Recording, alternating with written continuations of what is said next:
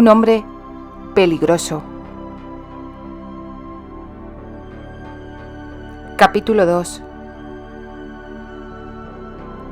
Secuestrada por segunda vez.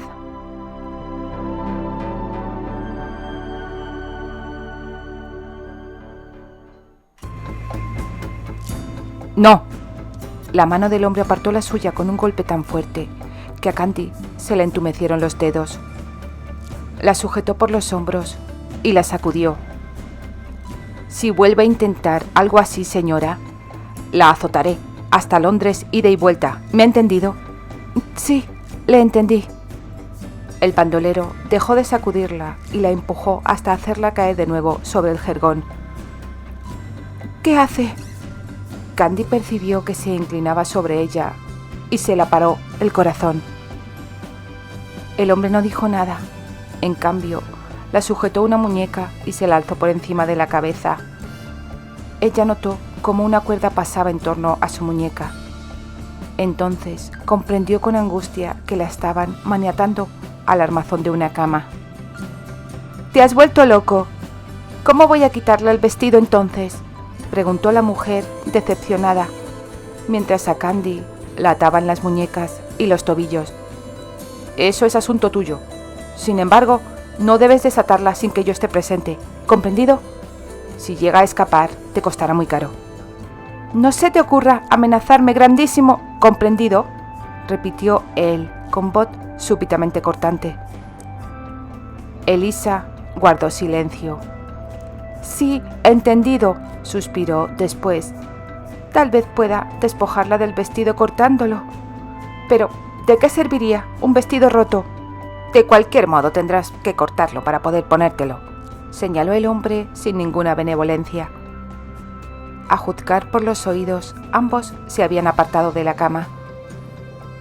Candy escuchó crujir las tablas del suelo, seguido por el ruido de la puerta al cerrarse y el chasquido de una llave en la cerradura. Quedó a solas y a oscuras, atada de pies y manos al armazón de una cama que sus dedos le dijeron estaba hecha de hierro. Empapada de pies a cabeza, temblando de frío y más asustada de lo que lo había estado en toda su vida. ¿Qué pasaría con ella ahora?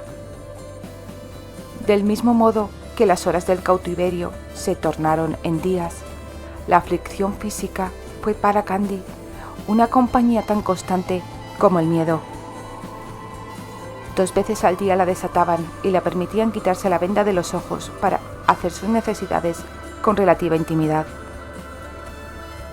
Para ello, se la dejaba sola en el cuarto, mientras uno de los secuestradores, ella pensaba que era siempre el mismo hombre, el que la había llevado dentro esa primera noche, permanecía en el pasillo, junto a la puerta abierta hasta que ella terminaba. Cuando volvía a tener colocada la venda, este volvía a entrar y la ponía en la mano un trozo de pan y en contadas ocasiones algo de pescado o de carne. Candy comía de pie, devorando el alimento para tener el tiempo necesario de terminar. Luego la permitían vaciar un jarro de agua y se la volvía a atar de nuevo en la misma posición a la cama. En cada ocasión sus músculos protestaban a gritos, en cambio, ella no. La indiferencia poco considerada del sujeto le daba la sensación de que no tendría ningún escrúpulo en darle unos azotes si ella le daba algún motivo para hacerlo. La habitación donde la tenían prisionera era un espacio bastante reducido, amueblado únicamente con el armazón de hierro de la cama, un desvencijado candelabro y un aguamanil con un cántaro y una jofaina que nunca la daban la oportunidad de utilizar. Todo daba impresión de suciedad, desde el techo lleno de telarañas hasta el polvoriento suelo de tablas. En otras circunstancias, Candy hubiera temblado antes de acostarse en ese mugriento jergón, cubierto únicamente por un harapiento edredón pardo, de viejo y de sucio, que la echaban encima para abrigarla. Pese a su pobre estado, la protección que daba ese cobertor era bienvenida contra las gélidas noches pasadas, sin que se encendiera ni una sola vez un fuego en el ennegrecido fogón de piedra. Afortunada por esa ropa de cama, que le habría asqueado en cualquier otra situación, Candy sabía que tenía cosas más importantes por las cuales preocuparse. Por ejemplo, su vida. La primera vez que habían desatado a Candy, la mujer la ordenó quitarse el vestido. Con ello, Elisa resolvió hábilmente el problema de cortar o no la tan deseada tela. Cuando Candy protestó tímidamente, diciendo que no tenía nada más para ponerse, la arrojaron momentos después algo que, a juzgar por su anchura y su escasa longitud, era un vestido de la propia Elisa. Era de un tosco cachemir, en un tono gris, verdaderamente espantoso y tan grande que podría envolver 2 veces a Candy. La cautiva lo miró con asco, pero desde su posición en el pasillo, Elisa le advirtió de que la desvestiría a la fuerza si no obedecía. Horrorizada ante esa posibilidad, Candy se quitó la ropa inmediatamente y se puso el sucio vestido de la mujer. Apenas la cubría unos centímetros por debajo de las rodillas. La quedaba enorme y sin forma. Sin duda alguna, Elisa era una mujer más voluminosa que Candy. Una vez que se apropió de todas las ropas de la joven, Elisa pareció perder todo el interés por ella. Alguna que otra vez Candy percibía su presencia cuando efectuaba alguna tarea en el cuarto, pero la mujer nunca se la acercaba ni le hablaba de manera directa. Candy llegó a pensar que su finalidad principal era cocinar para los hombres y ocuparse de sus necesidades en otros aspectos. Aspectos en los que Candy prefería no pensar. Aunque su miedo a ser íntimamente violentada por uno de sus secuestradores disminuyó al transcurrir los días sin que eso sucediera, la posibilidad siempre estaba en su pensamiento. A juzgar por las voces que podía escuchar abajo, Candy supuso que quienes la tenían prisionera eran por lo menos 3 hombres, tal vez 4. Los fragmentos de conversación que llegó a escuchar la llevaron a pensar que trataban de conseguir un rescate por ella. En apariencia, Candy era una candidata ideal. Era esposa de un conde e hija de un marqués. Sin embargo, sus secuestradores desconocían cuán frágil era su asidero sobre cualquiera de esos 2 hombres. Su esposo admitía abiertamente que se había casado con ella por su generosa dote. Su padre la había casado en contra de su voluntad para complacer a Leticia, su nueva esposa, que en apenas 5 años de matrimonio le había obsequiado ya con una descendencia de 3 hijos. Candy estaba segura de que a ninguno de los 2 hombres les entusiasmaría la idea de desprenderse de una cuantiosa suma de dinero para recuperar algo que, en primer lugar, no valoraban especialmente. Sin embargo, Candy estaba casi segura de que terminarían pagando el rescate. Si no lo hicieran, sería embarazoso. Era bastante posible que se le indujese al conde a pagarlo con lo que aún le quedaba de la dote de Candy. Estaba convencida de que esa era la solución que más le complacería a su madrastra. De cualquier modo, pese a un posible y leve impedimento de una reyerta familiar, el rescate terminaría llegando tarde o temprano. Así que, lo único que debía hacer Candy era permanecer tranquila, cooperar con los secuestradores y no causar problemas, y en poco tiempo quedaría libre. Podría continuar su viaje hacia Londres, aunque en verdad aún no lograba explicarse por qué Neil quería tenerla allí, como si nada hubiese sucedido. Quizás debiera temer más a la cólera de su marido si se veía obligado a usar la dote de ella. Candy tuvo el indicio de que se avecinaban cambios la 8ª noche de su cautiverio, cuando uno de sus secuestradores llegó como de costumbre a soltarla para que comiera y usara la vacinilla. Cuando ella concluyó y él volvió a entrar a la habitación, No comprobó la tirantez de la venda, como era costumbre. Candy miró fijamente al hombre, con creciente horror. Él la contemplaba a su vez, con un gesto ceñudo. Se cruzaron sus miradas. La joven sintió que el pánico la oprimía el pecho. ¿Tendría la intención de matarla ahora que ella le había visto la cara? «¡Oh! No puedo ver nada. La luz me está cegando», balbuceó Candy con un terror que hizo agudizar su ingenio. De inmediato cerró los ojos, rezando para que él creyera que el débil resplandor lanzado por la vela que había puesto sobre la mesa de noche bastaba en verdad para cegar a alguien que había estado privada de la luz tanto tiempo como ella.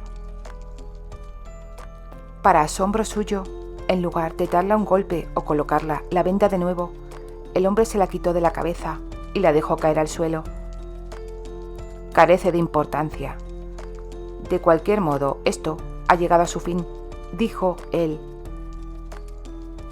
Candy tuvo la impresión de que el hombre hablaba consigo mismo más que con ella. Al momento se volvió para salir de la habitación. ¿Eso quiere decir que han recibido el pago del rescate? ¿Me dejarán libre? El hombre la miró por encima del hombro y en su rostro, de toscas facciones, apareció una sonrisa que más bien era una mueca. «Ah, sí, claro, la dejaremos libre», dijo y se alejó. «¿Cuándo?» Solo entonces, cuando podía lograr una perspectiva de ser liberada sana y salva, fue consciente de cuán asustada había estado. La única respuesta que obtuvo fue un ademán por parte del bandido, que abandonó pesadamente la habitación, cerrando la puerta y dejándola de nuevo en la oscuridad. Candy se sintió inundada de alivio durante unos momentos. Sin embargo, su jubilosa esperanza se esfumó al darse cuenta de que algo no terminaba de cuajar. Ella había visto su cara claramente. Podría identificar todos y cada uno de sus rasgos. Él lo sabía y no le había importado. ¿Qué quería decir eso? Mientras trataba de hallar una respuesta, Candy comenzó a temblar. Había una única interpretación posible. Ellos habían obtenido en verdad lo que querían, el rescate, pero en lugar de soltarla según lo acordado, la iban a matar. Esa era la única hipótesis que tenía alguna lógica.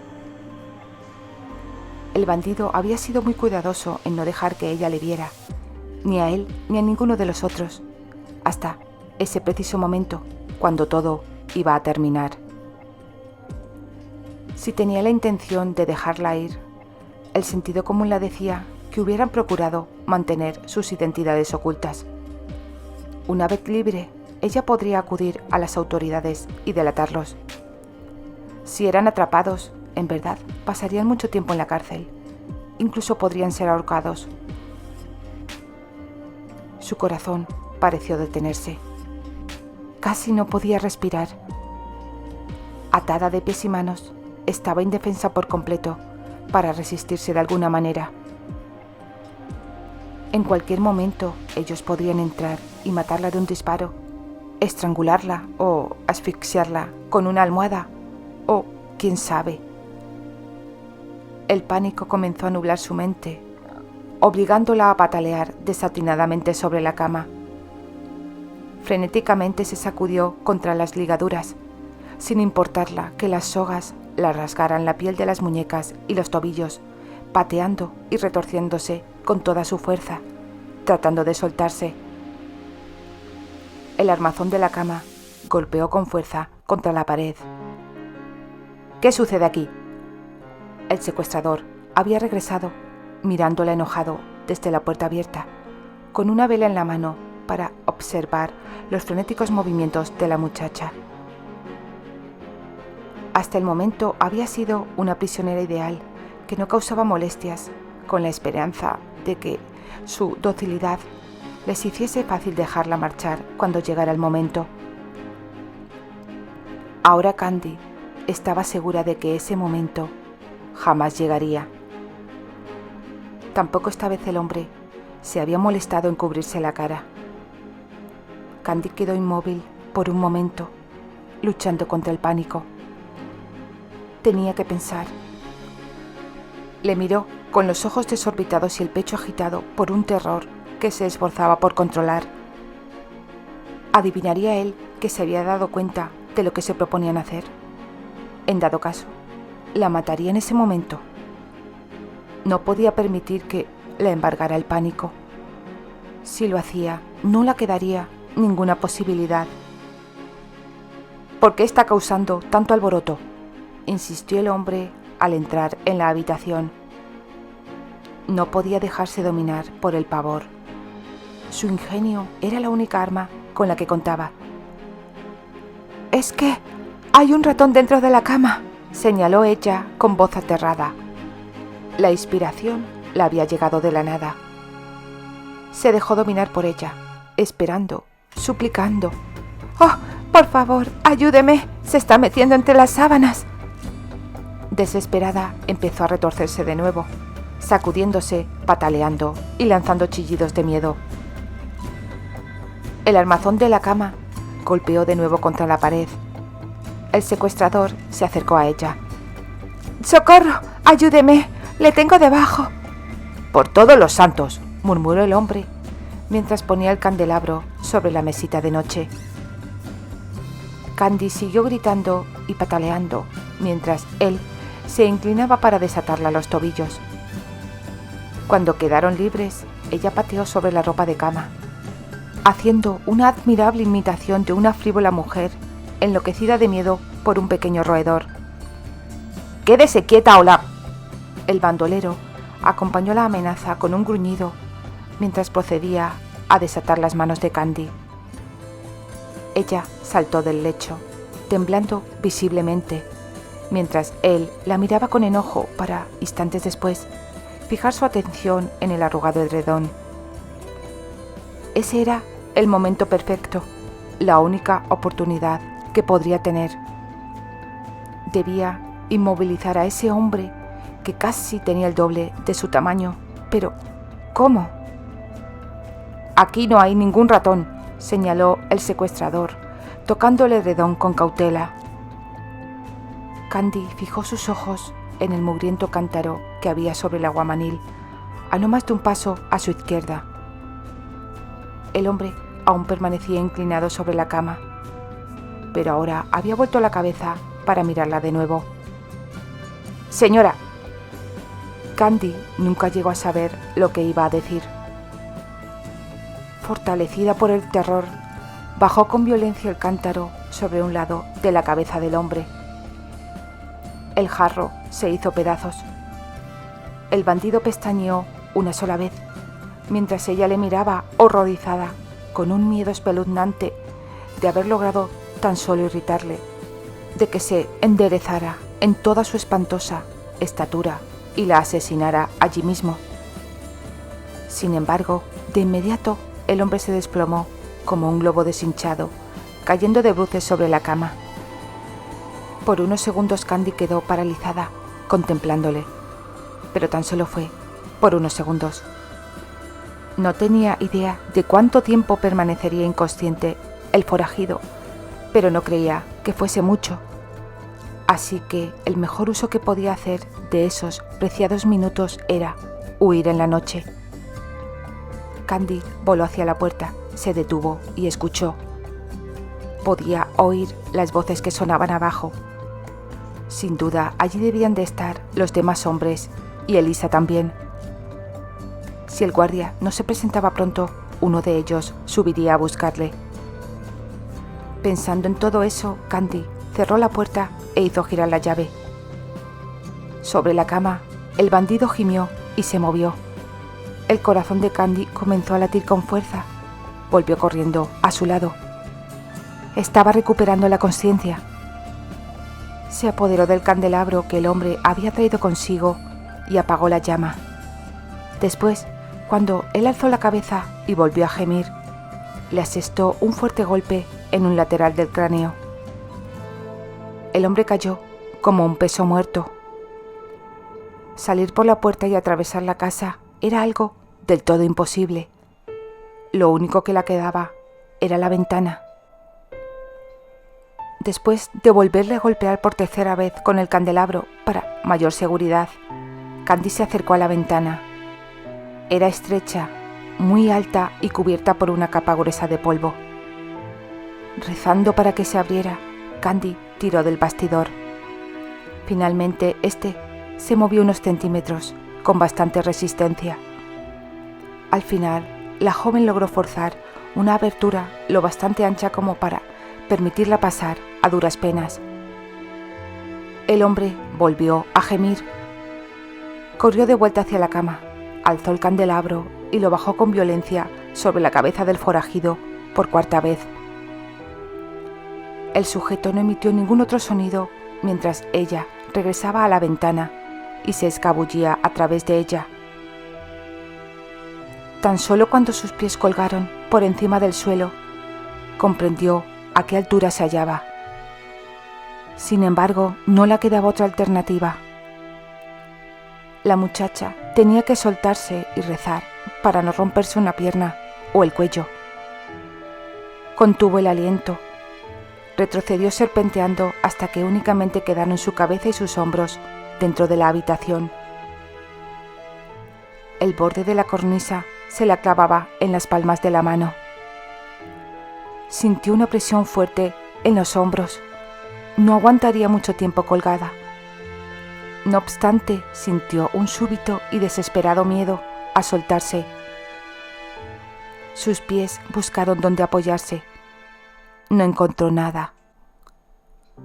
Candy se arriesgó a mirar hacia abajo. Aún a través de los cúmulos de niebla que flotaban, cual fantasmas en la oscuridad, pudo ver que el suelo estaba lejos, muy lejos, y sin un arbusto siquiera que parase su caída. Al otro lado de la ventana, escuchó un gemido. Candy se soltó. Aterrizó de pie, luego cayó hacia adelante, de rodillas. Sus piernas protestaron. Sin perder un segundo, la joven se alejó de la casa con rapidez. Miró hacia atrás para asegurarse de que nadie la perseguía. Huyó hacia la línea de árboles que marcaban el límite del patio. Tan solo la separaban unos pasos del bosque. Mientras corría con la falda subida en torno a las rodillas, una silueta alta y robusta salió de las sombras para alzarse frente a ella. Candy gritó: «¡Vamos, calla! ¡Basta, muchacha! ¡No grites!». Esas palabras bien podrían haber sido dichas en cualquier idioma por la atención que las prestó Candy. Enervada por completo, la joven dejó escapar otro grito antes de que el desconocido la sujetara y la tapara la boca con una mano. «¡Diablos! ¡Hazla callar, Albert! Quizás, si enviáramos una banda de música, haríamos mucho menos ruido para anunciar nuestra llegada y terminar de una vez». Esa orden y el comentario de disgusto que la siguió vinieron de otro hombre, no tan alto ni corpulento como el primero, pero sí lo bastante como para intimidar a Candy. Y como el primero, este pareció materializarse desde las sombras del bosque. Apresada por unos brazos enormes que la apretaban, con un pecho tan ancho que parecía pertenecer a dos hombres juntos, Candy admitió que estaba derrotada. Permaneció inmóvil, los ojos muy abiertos de pavor. De espaldas al primer hombre, no podía obtener ninguna impresión de él, salvo su enorme tamaño. Sin embargo, aún a la luz vacilante de la luna filtrada por la niebla, Candy podía ver que el segundo hombre llamaba la atención. Era bastante alto, de hombros anchos y aspecto duro, con una arrogante sonrisa y unos rasgos tan perfectos como una antigua moneda griega. Su cabello era largo y oscuro, y si Candy no se equivocaba, es decir, si la escasa luz de la luna no engañaba a sus ojos, los de él eran de un intenso azul verdoso. Dos hombres más se les unieron. 4 hombres en total. Cada uno de ellos la miraba con diversos grados de suspicacia y hostilidad. El hombre de ojos azul verdoso los paseaba por el cuerpo de la joven, de una manera aviesa y algo especulativa que logró atemorizar a Candy. Con una sensación de impotencia, Candy hizo frente al hecho de que había sido capturada de nuevo. ¿Cómo se habían enterado de su fuga? ¿O no se habían enterado? Habría podido jurar que al menos 3 de los bandoleros estaban abajo cuando ella escapó por la ventana. Ciertamente, el otro hombre, su guardián, no se las había podido arreglar para adelantarla y esperarla oculto en el bosque. ¿Acaso eran más de los que ella suponía? Tal vez estos hombres eran guardias que vigilaban en el bosque. Y sin embargo, habían temido que su grito pusiera en alerta a los ocupantes de la casa donde ella había estado. No importaba quiénes fueran esos hombres. Sobrevivir, sí. Candy abrió la boca para preguntarle sus intenciones hacia ella, pero lo único que brotó de su garganta fue un lloriqueo sin palabras. «Albert», dijo en un ronco susurro el hombre de los ojos azul verdosos, como una llamada de atención para que la mantuviera en silencio. «Quédate quieta y en silencio de una vez, muchacha». Las palabras murmuradas cerca de su oído transmitieron un toque de súplica, además de una clara advertencia. Era del todo imposible zafarse. Candy estaba indefensa, como una niña contra él. En cambio, él parecía estar utilizando muy poco de lo que Candy estaba segura era su enorme fuerza, como si tratara de no dañarla. ¿Sería tan comedido si el otro hombre le ordenara quebrarla el cuello? Aunque así fuera, Candy supo instintivamente que le obedecería sin objeciones.